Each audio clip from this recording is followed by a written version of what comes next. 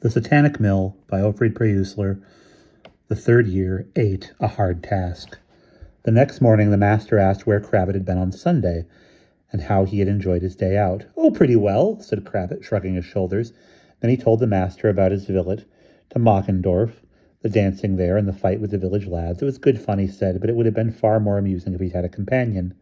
Stashko, maybe, or Andrush, or indeed any of the others. Leishko, say? Leishko, say? No, not Leishko, said Crabbit, risking the master's displeasure. Why not? I can't stand him, said Crabbit. You too, the master laughed. And we feel the same about Leishko. Are you surprised to hear that? Yes, said Crabbit. I am surprised. The master looked him up and down. His glance seemed friendly, though there was some mockery in it. That's what I like about you, Crabbit.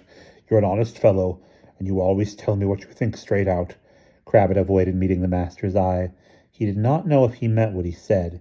It could equally well be a veiled threat. At all events, he was glad when the miller changed the subject. As for what you were saying about taking a companion, remember this, Crabbit. From now on, you can go out on Sundays when you like, or you can stay at home if you prefer, but I am granting this privilege only to you as my best pupil, and that's my last word. Crabbit was impatient for a private talk with Juro. Juro, on the other hand, had been avoiding him since their meeting behind the woodshed on Sunday. Crabbit would dearly have liked at least to communicate with him in thought, but that particular spell did not work within the secret brotherhood.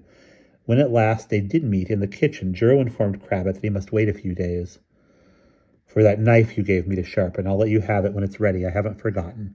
Very well, said Crabbit. He understood Juro's true meaning. Half a week went by, and then the master had to go away again. Before he set off, he told his men he would be away for 2 or 3 days. The following night, Crabbit was wakened by Juro.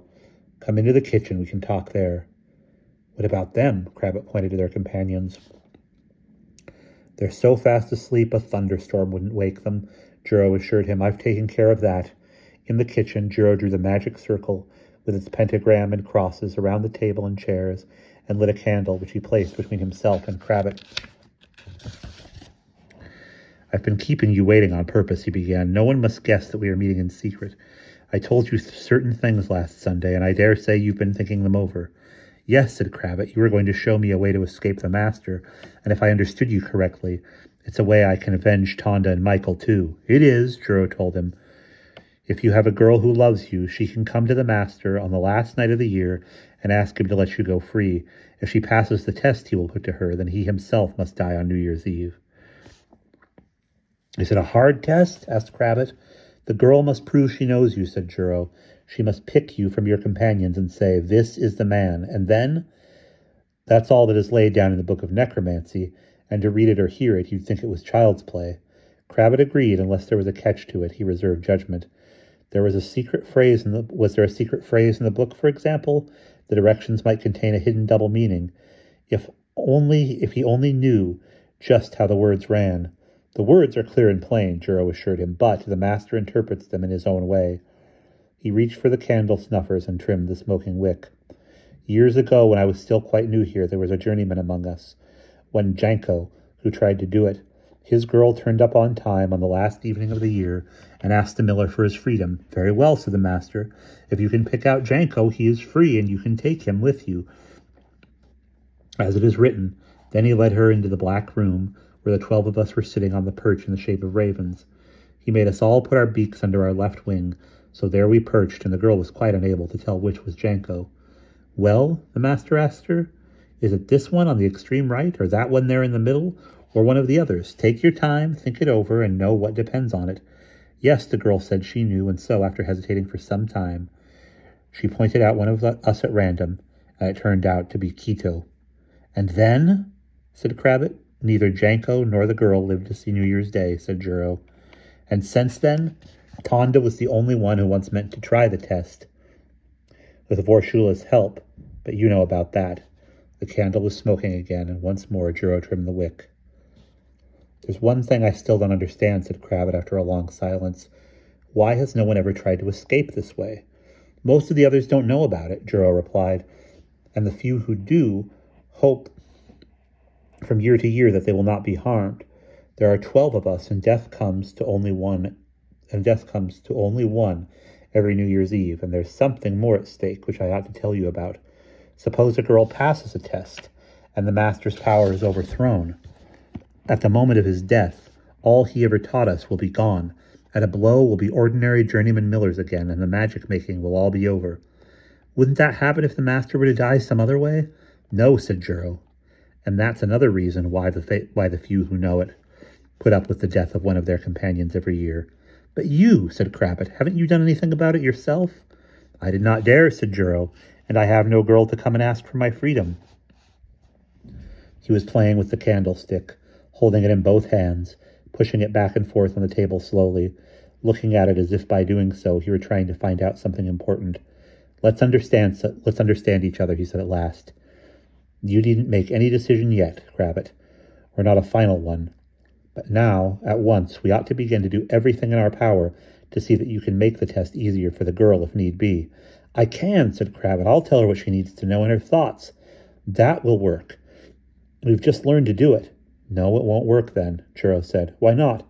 The master has the power to stop it. He did so with Janko. And he'll do it again, no doubt about that. What then? Asked Crabbit. During these next months, said Juro, you must try to reach a point where you can oppose the master's will. When we are on our perch in the shape of ravens, and he orders us to put our beaks under our left wings, you must be the only one who can put your beak under your right wing. If you can act differently from us during the test, you'll show who you are. The girl will know which raven to point to, and then you'll have won. What can we do then? Asked Crabbit. Train your will. Is that all? More than enough, as you'll find out. Would you like to begin now? Crabbit said he would.